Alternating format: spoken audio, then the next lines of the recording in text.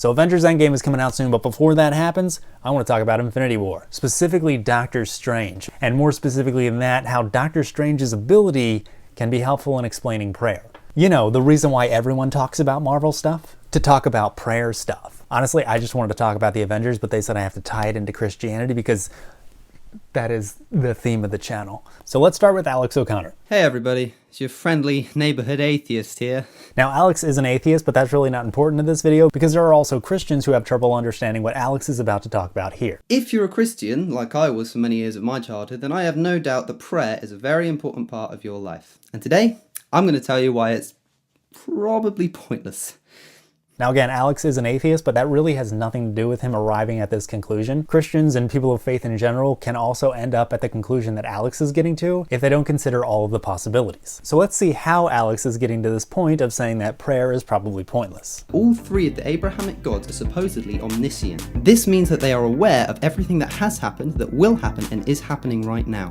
Another important point is that they all supposedly have a predetermined plan as to what's going to happen in our lives. And here lies the paradox of prayer. The type of prayer that's brought into question by these qualities are the type of prayer concerning asking God for something to happen. For instance, if you ask God for your favourite sports team to win, it will either happen or it won't. The team will win or the team will lose. Now the issue is, God already knows which is going to happen. He already has it because he's already planned it to happen. The future isn't the future for him because he's outside of time. So when you pray to God asking him for something, it will either already be part of his plan or not be part of his plan. If it's not part of God's plan, then it's not going to happen because God's plan is final and God's plan is the best plan. This means it's pointless to ask for something if it's not already part of God's plan because it's not going to happen anyway. On the other hand, if it is part of God's plan, then it was already going to happen regardless of whether you prayed for it or not. And this means that a prayer of this type is again futile. So Alex specifies which type of God that he's referring to. He's referring to a God who's omniscient. He knows everything past, present, and future.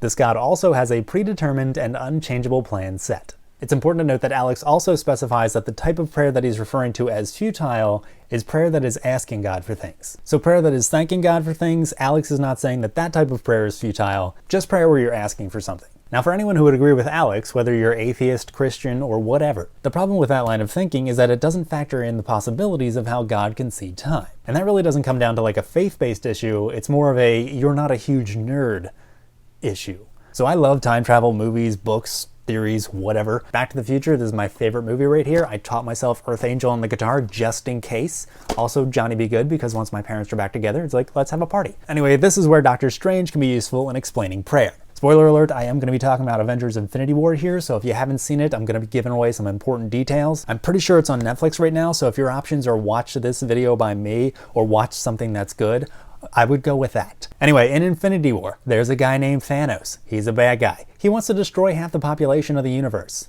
You know, bad guy stuff. The way Thanos can do this is with a specially made gauntlet, aka fancy glove, and things called Infinity Stones, which he places inside the gauntlet. Thanos has the gauntlet and some of the Infinity Stones, but he still needs to collect the remaining Infinity Stones. And trust me, I know how hard that can be. My Inspector Gadget is missing his leg, the belt, and his hat. I enlisted Loki to retrieve him for me, but look who's still limping around. I'll just do it myself. The Avengers are Earth's mightiest heroes. They are working to stop Thanos. Doctor Strange has one of the Infinity Stones that Thanos wants, the Time Stone, and that's pretty much all you need to know for now. So Doctor Strange, with the Time Stone, has the ability to look into the future. Strange, we all right?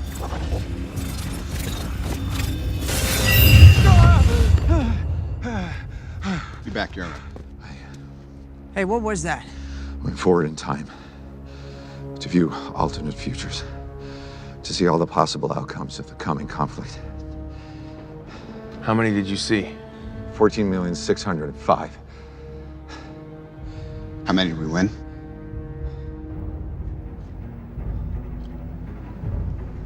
One.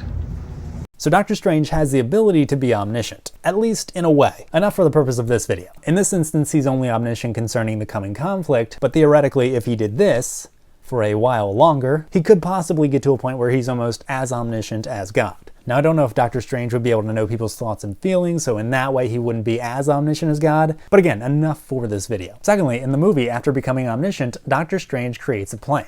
So Strange has a predetermined plan for the future. Now again, there are some differences here. The God that Alex is talking about is a God who can make a plan and then make sure that plan happens, whereas Strange can make a plan and he can really just hope that it happens. He can try to make it happen. He doesn't know necessarily that it will happen. So for this video, we're just going to upgrade Strange just a bit, and we're going to say that Strange can actually make his plan happen. So Strange is omniscient, and he has a predetermined and unchangeable plan. Now after Strange looks at all the possible outcomes of the coming conflict, they have a run-in with Thanos, which they were expecting. That was part of the plan. Dr. Strange knew Thanos would show up. If Strange didn't want the Avengers to meet up with Thanos, he could have said, hey, we'll just go hide over here because then Thanos won't find us. Now in this particular run-in with Thanos, the objective of the Avengers seems to be to retrieve the gauntlet. They seem to be trying very hard to get it off of Thanos' hand and get it away from Thanos. But they don't end up doing that. They almost do it. But Star-Lord punches Thanos in the face. This causes Mantis to lose her position of power over Thanos. Thanos regains enough strength to grab the gauntlet back from Spider-Man, and eventually he gets away, and Peter Quill, aka Star-Lord, is left asking, did we just lose? Did we just lose? Now the answer to that question really depends on what you're talking about, because in one sense, they lost the battle. But assuming that Doctor Strange's unchangeable plan is to have the Avengers win overall, like not just that battle, but the whole war, then they are on their way to winning the war. And I'll explain that more in a minute. Now after grabbing the gauntlet at the last second, the fight continues. And eventually Tony gets stabbed. No, Tony! Taking a second now to make sure we tie this into Christianity. He's a holy man. Is that not what you wanted? So Thanos is about to kill Tony, but Strange says stop. Spare his life. Stop! Spare his life. And Strange gives Thanos the stone in return for allowing Tony to live. That's a very important part in the movie, because earlier, before Doctor Strange looked into the future, before that happened, Strange specifically told Tony, You have to understand, if it comes to saving you, or the kid, or the time stone, I will not hesitate to let either of you die. I can't, because the universe depends on it. So I think it's safe to assume that Strange is still living by that rule. His main priority is to save the time stone. So the main reason why Strange is handing over the time stone is probably not to save Tony's life, but it's to save the time stone. Strange saw the future in which Tony was killed right here. And that was not a future where the stone is safe. Presumably, in the one future where they win, Tony doesn't die here. And that's why Strange intervenes to make sure things go according to his plan. Now Tony, who likely remembers that Strange told him that he would not hesitate to let him die if it meant saving the time stone, asks Doctor Strange, Why would you do that? and Strange says, We're in the endgame now. so it definitely seems like Doctor Strange is still in control of the situation. His predetermined and unchangeable plan is still unfolding as he wants. So again, back to Peter Quill's question of did we just lose? Not really. They might have lost this battle here, but they needed to lose this battle in order to win the war. And the Avengers winning the war is likely what we'll see in the next movie, which is called Avengers Endgame, because as Strange said, we're in the endgame now. So to give a real-world example of how losing a battle can help you win the war, imagine you're riding down the road, you're trying to beat a red light, doesn't happen. You end up sitting at the light, you think this sucks, and then ahead of you, you see this car go blowing through the intersection. They didn't even stop at a stop sign. So had you made that light, you could have been hit by that car. So now that thing that looks like a loss, you sitting there at the light, you not beating the red light, may have just saved your life. So losing that particular battle may have been what they needed to win the war in the long run. And I guess we'll find that out for sure when the next movie comes out in a few days. So prayer, how does that factor into all this? Well, the prayer that Alex O'Connor is calling futile and possibly pointless is prayer asking for things. These prayers are wants. And while the Avengers aren't praying to Doctor Strange, they do want something from him. So the same idea applies. Strange knows of the one scenario which he labels a win. His fellow Avengers know of his knowledge, so they can ask him, please, let us win. They want Strange to guide them down the one timeline that leads to a win. Now, we don't necessarily know Doctor Strange's motivations for his actions, but it is possible that the reason why he wants the Avengers to win has at least something to do with them wanting to win. So it's entirely possible for Strange to incorporate their wants into his predetermined and unchangeable plan. For instance, Star-Lord really wanted to punch Thanos in the face after he learned some troubling news.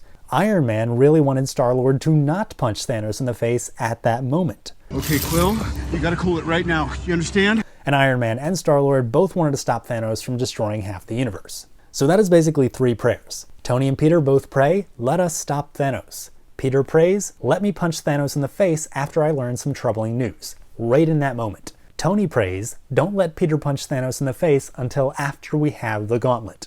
Now obviously Strange cannot answer all of these prayers, because some of them conflict with each other. So Strange, back when he created his predetermined unchangeable plan, had to figure out which prayers or wants he would allow to be answered, and which ones he would need to leave unanswered. Which ones could he not incorporate into his plan? Since Strange looked at all the possible outcomes of the coming conflict, he knew that if he answered Tony's prayer, then they would win the battle, but that would mean that Peter's prayer would need to go unanswered. Now, Peter might have been able to punch Thanos in the face after that, but in the moment that Peter wanted to punch Thanos in the face, he couldn't have done that. Also, Strange knows that of the 14,605 possible futures, only one led to a win, and it was not the future in which Tony gets his prayer answered. So if Tony gets his prayer answered, then Peter can't get his prayer answered, and also, the prayer from both of them, the prayer for a win against Thanos, that couldn't be answered. Because again, they need to lose this battle in order to win the war. The point being, any entity who is omniscient and has a predetermined and unchangeable plan, whether God or Doctor Strange, can factor prayers or wants into their plan, depending on how they are able to view time. So Alex's dilemma seems to be coming from him assuming that God can only see one timeline, the timeline of what will happen. Alex is assuming that God can't see the timelines of what could happen.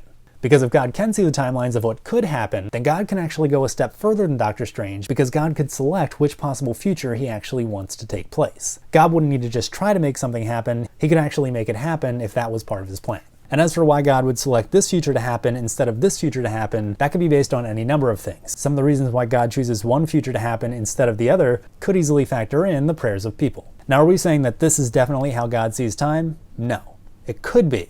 But in this video, we were just looking at one possibility for prayers of wants to play a significant role in an omniscient entity's predetermined and unchangeable plan.